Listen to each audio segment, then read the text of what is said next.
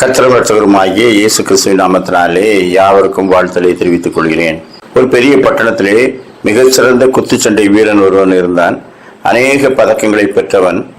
அவன் மரித்து போனதும் அவனை அடக்கம் செய்து அவனுடைய ரசிகர்கள் எல்லாம் அவனுக்காக ஒரு சிலை அமைக்க வேண்டும், அதில் அவனுடைய உயரத்துக்கு இருக்க வேண்டும் என்று தீர்மானித்து அவனுடைய கல்லறைக்கு மேலாக அவருடைய உயரத்துக்கு சரியான ஒரு சிலையை நாட்டினார்கள். அந்த பட்டணத்திலே மற்றொரு குத்துச்சண்டை வீரன் இருந்தான்.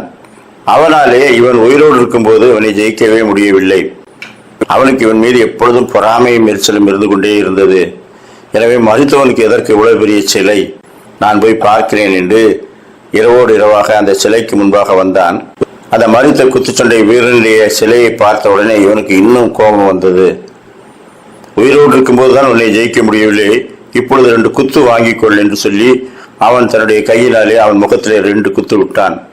பிறகு பின்பக்கமாக வந்து முதுகிலே 2 குத்து விட்டான்.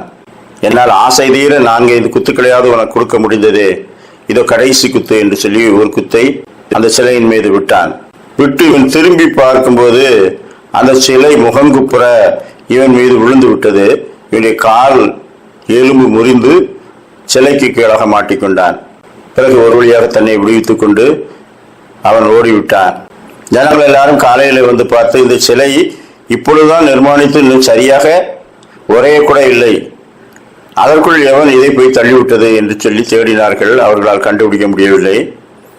அப்பொழுது இந்த காயம்பட்டு ஆஸ்பத்திரியிலே கிடைக்கிறவன், அவன் உயிரோடு இருக்கும் போதும் நம்மால் அவனை ஜெயிக்க முடியவில்லை, கடைசியிலே அவன் செத்த பிறகும் நம் காலை முறித்து விட்டானே என்ற வேதனையோடு, இதற்கெல்லாம் காரணம் என்ன? அவன் மீது நாம் கொண்ட பொறாமை. நமக்கு கடவுள் ஒரு நல்ல குத்துச்சண்டை வீரனாக நம்மை அங்கீகாரம் பண்ணியிருக்கிறார். அதிலே திருப்தி அடையாமல் அதற்கு மேலும் நாம் பொறாமைப்பட்டது தவறு என்று அவன் உணர்ந்து கொண்டான். நீதிமொழிகள் 14:30 சொஸ்த மனம் உடலுக்கு ஜீவன், பொறாமையோ எலும்புருக்கி.